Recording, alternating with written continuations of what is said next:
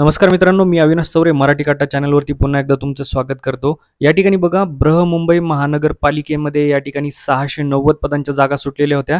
त्यामध्ये दुय्यम अभियंता स्थापत्य या संवर्गासाठी नाही का या ठिकाणी लास्ट टाइम लिस्ट पडलेली होती। यामध्ये बघा, दुय्यम अभियंता स्थापत्य संवर्गात भरण्यासाठी बाह्य संस्थेमार्फत सरळ सेवा भरती प्रक्रिया राबविण्यात आली होती आणि ती 13/5 ते 14/5 यामध्ये घेतलेली होती। ठीक आहे, तर जे उत्तीर्ण झालेले विद्यार्थी आहेत परीक्षेमध्ये त्यांची यांनी तात्पुरती निवड यादी तयार केलेली आहे। लक्षात घ्या, तात्पुरती निवड यादी आहे, याच्यामध्ये फेरबदल होऊ शकतो।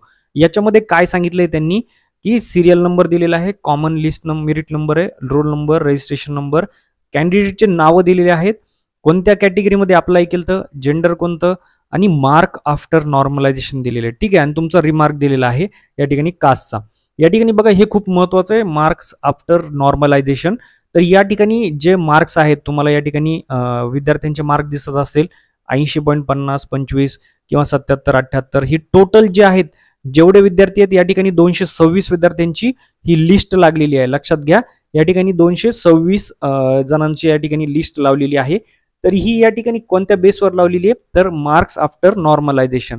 नॉर्मलायझेशन काय असते की या ठिकाणी बघा, तुम्हाला वेगवेगळ्या जे आहेत 13-14 या 2 दिवसामध्ये एक्झाम झालेली होती। तर त्या एक्झाममध्ये वेगवेगळ्या सेंटरवर वेगवेगळे विद्यार्थी उपस्थित होते। तर त्या सगळ्यांचं ॲव्हरेज काढलं जातं, या ठिकाणी त्यांचे मार्क्स या ठिकाणी काढले जातात। तर मार्क्स आफ्टर नॉर्मलायझेशन असतं। तर हे नॉर्मलायझेशन कसं होतं याचा व्हिडिओ मी ऑलरेडी या ठिकाणी बनवलेला आहे। तर हा व्हिडिओ अवेलेबल आहे, मी याची लिंक तुम्हाला या डिस्क्रिप्शनमध्ये देऊन जाईल। पूर्ण डिटेलमध्ये मी हा व्हिडिओ बनवलाय की कशा पद्धतीने तुमचे मार्क्स पकडले जातात, बॅच वाईज कसं असतं आणि कसं या ठिकाणी तुमचं नॉर्मलायझेशन काढलं जातं। जर कोणालाही डाऊट असतील की कशा पद्धतीने तुमचे ते मार्क आलेले आहेत तर तुम्ही हा व्हिडिओ नक्की बघून घ्या, हा तुम्हाला मी डिस्क्रिप्शनमध्ये या ठिकाणी देऊन टाकेल। तर मित्रांनो, अशा प्रकारे या ठिकाणी लिस्ट लागलेली आहे।